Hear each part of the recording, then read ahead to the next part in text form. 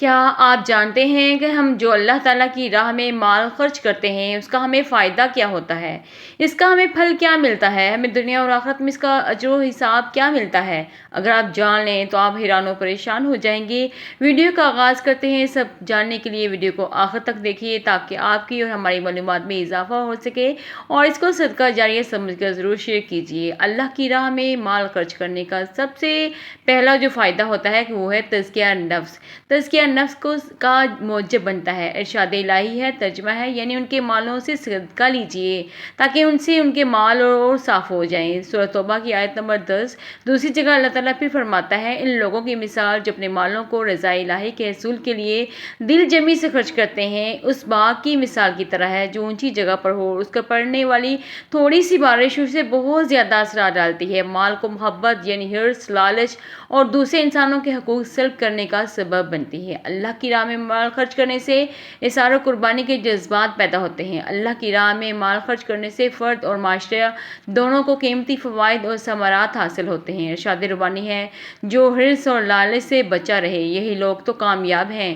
تو ان آیات سے یہ ثابت ہوا کہ اللہ کی راہ میں مال خرچ کرنے سے جو ہمارا نفس ہے وہ پاک ہو جاتا ہے، ہماری جو گناہ ہیں وہ دھل جاتے ہیں، ہمارے تمام کبیرہ اور صغیرہ گناہوں کو اللہ تعالیٰ کی بارگاہ میں منظور و قبول کر لیا جاتا ہے۔ ہمارے اللہ کی راہ میں مال خرچ کرنے کی بدولت سے مال کی میں برکت پیدا ہوتی ہے، اللہ کی رضا حاصل ہوتی ہے۔ دوسرا بڑا جو فائدہ ہے وہ ہے مومن کا اللہ کی راہ میں مال خرچ کرنے کا اصل مقصد یہ ہوتا ہے کہ اسے صرف اللہ کی خوشنودی حاصل ہو جائے، اسے اللہ کی رضا حاصل ہو جائے، اس کے علاوہ کوئی اور مقصد اس کا پیش نظر نہیں ہوتا۔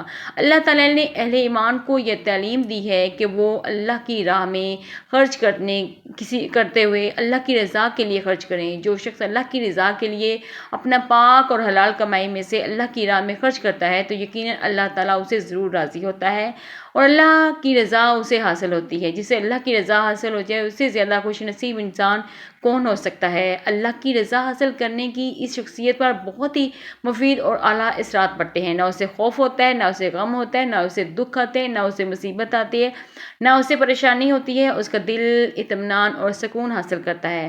وہ شخص اعلیٰ اور عرفہ جذبات و احساسات والا انسان ہوتا ہے۔ اب اس سے جو فائدہ ہے وہ بہت فائدہ ہے، اس کا فائدہ ہے اس کو دنیا میں بھی ملتا ہے، اس کو آخرت میں بھی ملتا ہے۔ اس کی اللہ کی رضا کے لیے مال خرچ کرنے سے مال پاک اور صاف ہو جاتا ہے، مال میں بے پناہ برکت ہوتی ہے، رزق میں بے پناہ اضافہ ہوتا ہے۔ جو لوگ یہ سمجھتے ہیں کہ ہمارا رزق تنگ ہوگا، ہمارا کاروبار بند ہے، ہمارے معاملات ٹھیک نہیں ہیں تو ہمیں سکون نہیں ہے، تو اس کا مطلب ہے کہ وہ لوگ اپنا مال اللہ کی راہ میں خرچ نہیں کرتے، صدقہ اور خیرات نہیں دیتے، زکوٰۃ نہیں دیتے۔ جو اپنا مال اللہ کی راہ میں خرچ کرتا ہے اپنی حیثیت کے مطابق، اپنی مال کی حیثیت کے مطابق، تو اللہ تعالیٰ اس کے مال کو کئی گنا بڑھا دیتا ہے۔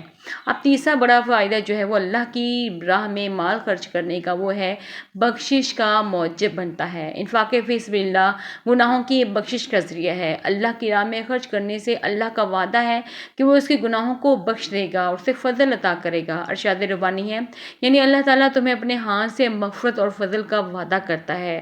سورۃ البقرہ کی آیت نمبر 268۔ حضور پاک صلی اللہ علیہ وسلم کا فرمان ہے، صدقہ گناہ کو ایسے مٹا دیتا ہے جیسے پانی آگ کو بجھاتا ہے۔ انسان گناہ گار ہے، اس سے گناہ سرزد ہو جاتے ہیں۔ اگر اللہ تعالیٰ کے دیے مال میں سے کچھ اس کی راہ میں خرچ کرنے سے اس کو مغفرت مل جائے تو اس سے بڑے نفع کا سودا کیا ہے؟ انسان کو چاہیے کہ یہ میرے نزدیک سب سے بڑا فائدہ ہے کہ اس کو بخشش کے علاوہ اور کیا چاہیے؟ بخشش مل جائے تو ہر انسان کی یہ خواہش ہوتی ہے، ایک بچہ پیدا ہوتا ہے تو اللہ تعالیٰ کی حمد و ثنا کرتا ہے، ماں باپ کی بخشش آتا ہے، اپنی اور تمام مومنین کی بخشش مانگتا ہے۔ جب اس کو نماز سکھائی جاتی ہے تو نماز میں یہ دعا مانگی جاتی ہے، اے میرے رب مجھے بخش دے، میرے ماں باپ کو، تمام مسلمان مومنین اور مومنات کو بخش دے۔ تو اس کا مطلب یہ ہے کہ بخشش تو ہمارے لیے بہت ضروری ہے، جس کا ہم پہلے دن سے اہتمام کرتے ہیں، آغاز کرتے ہیں، چھوٹے سے بچے کو سکھا دیتے ہیں اور مرد دم تک جب وہ بوڑھا ہو جاتا ہے تو بھی یہ دعا اللہ تعالیٰ کی بارگاہ میں کرتا ہی رہتا ہے۔ اللہ تعالیٰ ہماری بخشش کا ذریعہ آسان بنائے، ہمیں بخش دے، ہمارے کسی بھی عمل کو اللہ تعالیٰ منظور و قبول فرما لے۔ تاکہ ہماری بخشش ہو جائے، ہمارے لیے آسانی پیدا ہو جائے۔ اب چوتھا جو سب سے بڑا فائدہ ہے وہ اللہ کی راہ میں مال خرچ کرنے سے کہ مال گھٹتا نہیں ہے بلکہ بڑھتا ہے، پھیلتا پھولتا ہے، نشوما کرتا ہے۔ ارشاد ربانی ہے سورۃ بقرہ کی آیت نمبر 261 میں کہ مثال ان لوگوں کی جو اپنے مال کو اللہ کی راہ میں خرچ کرتے ہیں ایک دانے کی مثال کی طرح ہے جسے 7 بالیاں اگیں اور ہر بال میں 100 دانے ہوں، اللہ تعالیٰ جس کے لیے چاہے بڑھا دیتا ہے۔ سورۃ بقرہ کی آیت نمبر 245 میں ارشاد ربانی ہے کون ہے جو اللہ کو اچھا قرض دے اور اللہ تعالیٰ اس کے قرض کو اس کے لیے کئی گنا بڑھا کر اس کو واپس دے۔ سود اور صدقات کا موازنہ کرتے ہوئے فرمایا کہ اللہ تعالیٰ سود کو مٹاتا ہے، زکوٰۃ اور صدقات کو بڑھاتا ہے۔ تو اس سے یہ ثابت ہوا کہ اللہ تعالیٰ ہمارے مال کو اپنی راہ میں خرچ کرنے پر ہمارے مال کو بڑھا دیتا ہے، کئی گنا بڑھا دیتا ہے۔ پانچواں فائدہ جو ہے وہ یہ ہے کہ ہر فرد اور قوموں کی زندگی میں معاشی نشیب و فریز آتے ہیں، تو آج خوشحالی ہے تو کل تنگدستی کا سامنا کرنا پڑ سکتا ہے۔ قدرتی آفات، حادثات، بیماریوں کی وجہ سے معاشی بدحالی آتی ہے۔ اگر معاشرے میں بین الاقوامی طور پر انفاق فی سبیل اللہ ہو تو ہر فرد کو سماجی تحفظ فراہم ہو جاتا ہے، کیونکہ کمانے والا سربراہ وغیرہ کی وفات پانے یا معذور ہونے کی صورت میں خاندان بھوک سے مر جاتا ہے۔ مالدار شخص کو چاہیے کہ یہ بات ذہن نشین ہونی چاہیے کہ وہ خود یا مستقبل میں اس کی اولاد کو مخلوق کے حالی کا سامنا کرنا پڑ سکتا ہے، تو اس مشکل حالات میں اگر اس نے اپنا مال کسی کو دیا ہوگا تو یہ سلسلہ چلتا رہے گا۔ اگر انفاق کا نظام موجود ہوگا تو اسے نسلوں کی بابت متفکر اور پریشان ہونے کی ضرورت نہیں۔ جو دولت ہے یہ تو گردش کرتی رہتی ہے، اگر یہ دولت گردش کرتی رہے گی تو معاشی ترقی ہوگی۔ اگر زرعی چند ہاتھوں میں مرکز ہو کر تجوریوں میں بند ہو جائے تو قوم کی معاشی ترقی رک جائے گی، زوال آنا شروع ہو جائے گا۔ اگر زر کا پھیلاؤ ہو تو قوم معاشی طور پر ترقی کرے گی اور خوشحالی آئے گی، پیسہ سے زیادہ لوگوں میں آئے گا تو بازاروں مارکیٹوں میں رونق ہوگی۔ اس سے صنعتوں کو فروغ ملے گا کیونکہ مصنوعات زیادہ سے زیادہ بکیں گی، پھر روزگار کے مواقع پیدا ہوں گے، بے روزگاری کا خاتمہ ہوگا۔ لہٰذا مالداروں کو اپنا فائدہ اسی میں ہے کہ وہ اللہ کی راہ میں خرچ کریں اور یہ پیسہ لوٹ کر پھر پلٹ کر پھر انہی کے پاس آ جائے، یعنی کہ کئی گنا واپس آئے۔ ارشاد ربانی ہے سورۃ حشر کی آیت نمبر 2 میں، یعنی دولت سے تمہارے مالدار لوگوں میں ہی گردش نہ کرتی رہے۔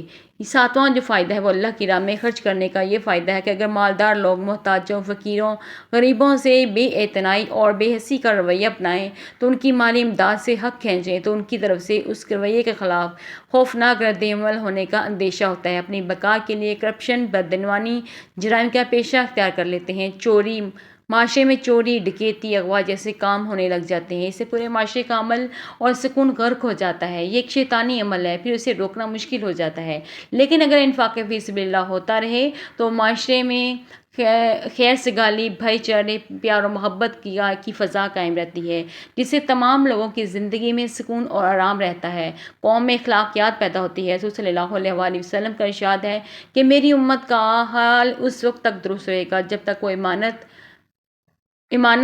کو، مال غنیمت اور خیرات کو تاوان نہ سمجھنے لگے۔ تو یہ تھے اللہ کی راہ میں خرچ کرنے کے وہ فائدے جو میں نے آپ کو بتائے۔ یہ 7 بڑے بڑے فائدے ہیں، لیکن اس کے علاوہ بھی بے شمار فائدے ہیں جن کو ہم شمار نہیں کر سکتے، جن کو ہم گن نہیں سکتے۔